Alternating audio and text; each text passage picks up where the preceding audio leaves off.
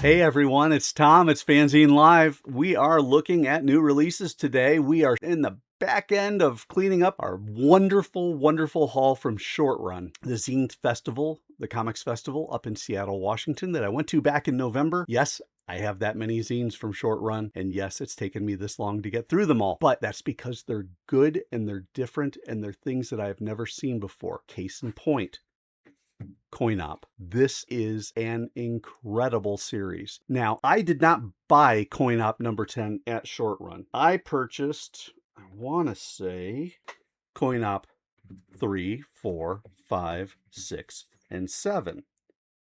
I think I purchased these at Short Run. I got partway through number 3, because of course, for me, you start at the beginning. I couldn't find 1 and 2. I think they may be sold out. This is an incredible series. The art is incredible. The storytelling is incredible. It is just great. So I got through this first issue and I said to myself, holy cow, I'm reading stuff that just is boggling my mind. I got to get myself all of it. So I did. By Maria and Peter Hoey, I believe their names are. Please accept my apologies if I got it wrong. This is some next level stuff, and it is done in the spirit of Chris Ware. It is done in the spirit of Seth. Kind of got your 50s period type work, very clear line work, architecturally sound artwork that really just screams Chris Ware. And the style, oh my gosh, the style, this is just great. Every other issue of Coin Op before number 10 had, well, here, I'll pull out another issue. We'll pull out an issue 5. This one is Plastic Faces. And it starts with where you have multiple stories being told. You always have had a story in this anthology series where you have multiple stories being told through the different panels.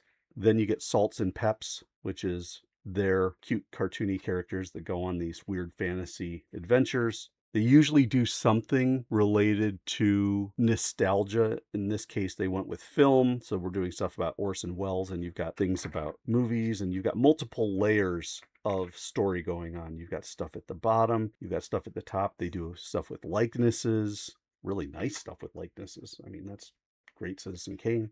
Multi-level storytelling. It's just really impressive stuff. So you got that. This one's the Windy Parade. If you will, if we're talking about tropes of the Coin Op style, this multi-panel thing where you will see the progression of time from page to page, how the different characters in each of the panels move on. So you've got like the person making dinner, you've got the guy looking at the wallet, you've got the birds, you've got the person at the desk, you've got the people maybe having an argument, you've got the taxi honking, and you go to the next one and you'll see how the story develops. Then you get to the next one and notice how the balloon now is coming through and the band is going across.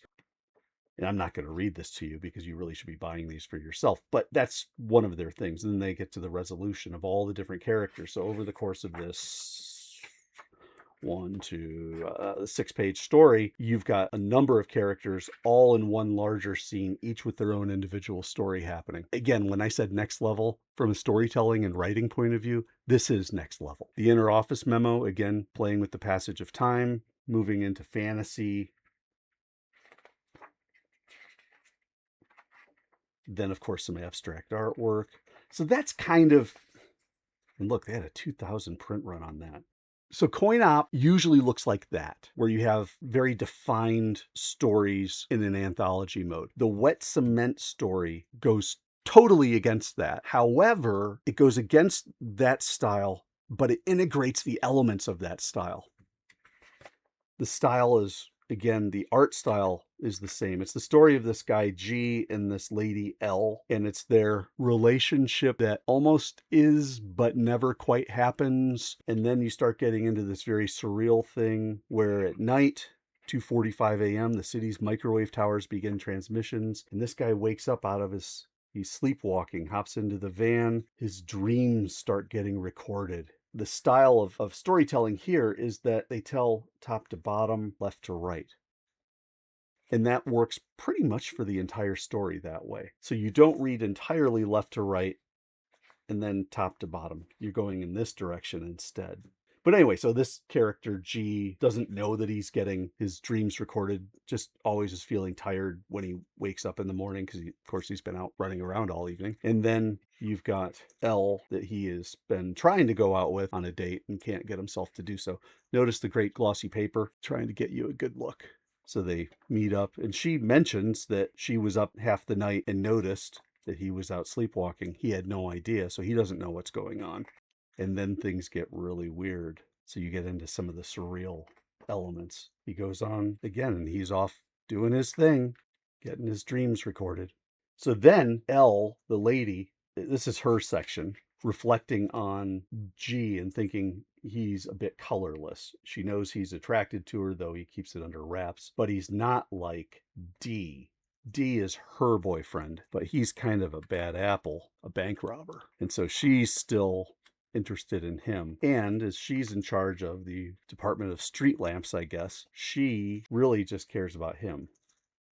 Remember our character, Salts and Peps? She goes to the movie theater and you get a Salts and Peps story integrated into the larger story, the whole notion of cement and getting lost in the cement. Song About Concrete gives her an idea. She's thinking about D, her boyfriend. Could he dig his way out from jail? There are tunnels that crisscross the city, and she, of course, has access to the maps. Now we get into the story of D being the prisoner. But D is also getting his dreams recorded, but he still gets to work with his spoon and does the old Shawshank Redemption, put the cement bits into bags tied to his ankles, then he releases the gravel, just like Tim Robbins. Then we go back to the premiere. G, our original male protagonist, is now the film projector operator. So he's doing the movie stuff. Talk about multi-leveled. So anyway, they discover out of reading all the dreams that they're planning an escape. They decide that because they're doing it through the tunnels, they're just going to start dumping cement into the tunnels to stop the escape. So we have the big premiere of the Salt and Peps show. Our buddy G is running the camera. Salt and Peps are getting their stars on the Walk of Fame. And as they put their hands in the wet cement, the two people trying to escape pull them down into the cement. And that's it. I love it. This is really well done stuff. I actually had to read this a couple times to make sure I got as much out of it as I could. It's worth reading a few times. Coin Op number 10 is great. All of the Coin Op magazines are great. These folks are incredible. And honestly, I wouldn't have looked at this if I hadn't gone to Short Run, because I've never even heard of this, and I'm sure that others have. But, there's only so much time in the day, and circles only go so far, and apparently the Hoey's Venn diagram for Coin Op and mine at Phoenix Productions didn't overlap. That's why you go to Zine Fest. That's why you look at the new and the different. You just expose yourself to stuff, because these guys are something else. That's it for me. If you can get yourself a copy of some of their stuff and start enjoying it. I'll have information on how to get it in the show notes. And while we're at it, why don't you leave a thought or two yourself in the comments and let me know what you think. Have you read anything by these folks before? I have no background in them at all, so I'd be interested to hear what you think. Past that, don't forget, as always, like the video, subscribe to FANzine Live, and tell your friends, because the more people who get involved, the more times the algorithm enjoys showing off our stuff to other people, and we grow this fun little community that we call FANzine Live. Thank you so much for watching, everybody. I hope you enjoyed this video. FANzine Live, new releases. I will catch you next time.